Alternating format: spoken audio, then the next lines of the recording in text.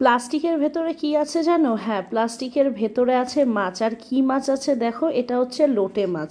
এই মাছটা হচ্ছে এমনই একটা মাছ যেটা আমি একদমই ছোটোবেলায় খেতাম না, আমাদের বাড়িতে রান্না পর্যন্ত হতো না। আর আমার শ্বশুরবাড়ির দিক দিয়ে তো মানে কোশমিন কালোও কেউ কোনো দিন খায়নি।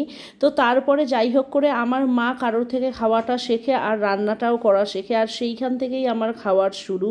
আর তারপর থেকে যখন খাই এত ভালো লেগে গেছে কি, তারপর থেকে কিন্তু মাই সবসময় রান্না করে দেয়। আর বাজার থেকে কিন্তু আসছিলাম সকালবেলায়, একটু বৃষ্টি বৃষ্টি ওয়েদার ছিল বলে দেখলাম কি বেশ ফ্রেশ একদম লোটে মাছ উঠেছে। আর সায়ন তো ভীষণ ভালো খেতে ভালো খায়। আর আমার ছেলে এই মাছের তরকারিটাকে মানে লোটে মাছের ঝুড়িটাকে বলে কি মাছ মাখা। তো কিছুদিন আগেই ও আমার বাপের বাড়িতে এই রেসিপিটা খেয়েছিল আমার ছেলে, ওর খুব ভালো লেগেছিল।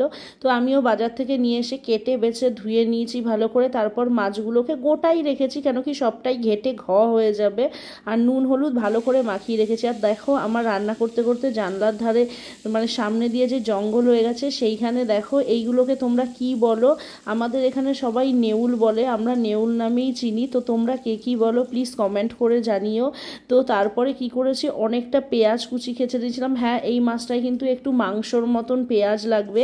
আর তেলের মধ্যে কিন্তু আমি পেঁয়াজ কুচিটা দিয়ে দিয়েছিলাম। আর তারপরে কিন্তু গ্যাসটা মিডিয়াম আঁচে করে একটু লবণ দিয়ে অনেকক্ষণ সময় দিয়ে ভেজে নিয়েছিলাম, এই কারণেই যাতে পেঁয়াজটা কিন্তু নরমও হয়ে যায় আর একদম মানে অল্প হয়ে আসে আর গলে আসে। আর হাতা দিয়ে মানে রান্না করা শুরু করে দিয়েছিলাম ভুলে, তো হাতা দিয়েই রান্না করতে শুরু করে দিয়েছি। তোমরা কিন্তু আবার কেউ কমেন্ট বক্সে বলো না কি আমি হাতা দিয়ে রান্না করি।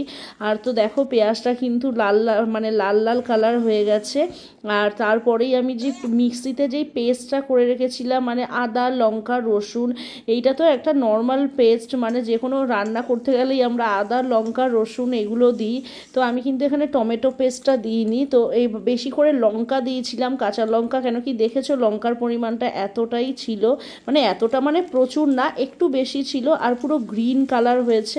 এবার মশলাটা দিয়েও কিন্তু অনেকক্ষণ ধরে কষে নিতে হবে যাতে কোনো রকম কাঁচা গন্ধ, তোমরা খেয়াল করে দেখবে আমি সবসময় এই কথাটা বলি, যদি একবারও কিন্তু মশলার গন্ধ পাওয়া যায় রান্নার থেকে তাহলে কিন্তু সেই রান্নাটা কিন্তু একটা কাঁচা কাঁচা আদা রসুন সব। আর অল্প তেলে রান্না করলেও কিন্তু গ্যাসের আঁচটা কিন্তু সবসময় মিডিয়াম ফ্লেমে করে কিন্তু মশলা কষানোর সময় ভালো করে মশলাগুলো কষিয়ে নিলে কিন্তু কাঁচা মশলার গন্ধ কোনো দিনই পাওয়া যাবে না, কোনো সময় পাওয়া যাবে না। আর তারপরে কিন্তু নুন হলুদ দিয়ে দিয়েছিলাম, দিয়ে আবার ভালো করে কষিয়ে নিয়েছিলাম। আর টমেটোটা আমি এখানে কুচি মানে কেটে ব্যবহার করেছি, পেস্ট করিনি, কেন কি এটা সম্পূর্ণ রান্নাটা যখন হয়ে যাবে অলরেডি একটা পেস্টের মতনই হবে, সেখানে টমেটো পেস্ট দিয়ে দিলে অতটা মানে ভালো লাগে না, সব কিছু পেস্ট টাইপের হয়ে যাবে।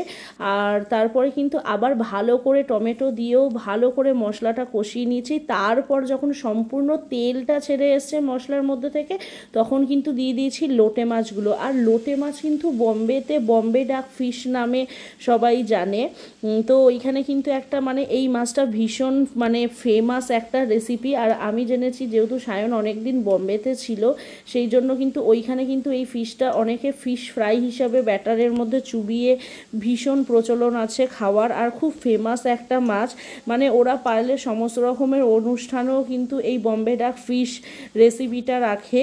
মানে এরকম নাকি খালি আমাদের বাঙালিরাই কেউ কেউ মানে বাঙালরা খায় আর কেউ খায় না, অনেকে কিন্তু খায়। আর সত্যি কথা বলতে অনেক রেসিপি আছে যেটা ছাড়ার পর অনেকে বলে এটা বাঙালরা খায় এটা ঘটিরা খায়, আমি কিন্তু সেরকম কিছুই মনে করি না।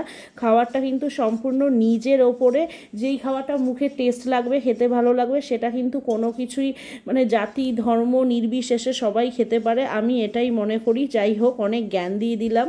তো তারপরে দেখো এখানে কিন্তু সব কিছু মানে মাছ টাছ সব দেওয়ার পর খালি কষে মানে খুন্তি দিয়ে খালি নাড়িয়েই যেতে হবে, যেরকম নাড়ু পাকানোর সময় গুড়টাকে আমরা পাকাই যাতে কড়াইয়ের মধ্যে লেগে না যায়, ঠিক সেম প্রসেসেই করতে হবে যাতে মাছ কোনোভাবে কড়াইয়ে লেগে না যায়। আর দেওয়ার পরে পরে প্রচুর পরিমাণে জল হবে, জলটা শুকিয়ে শুকিয়ে রান্না করে নিই।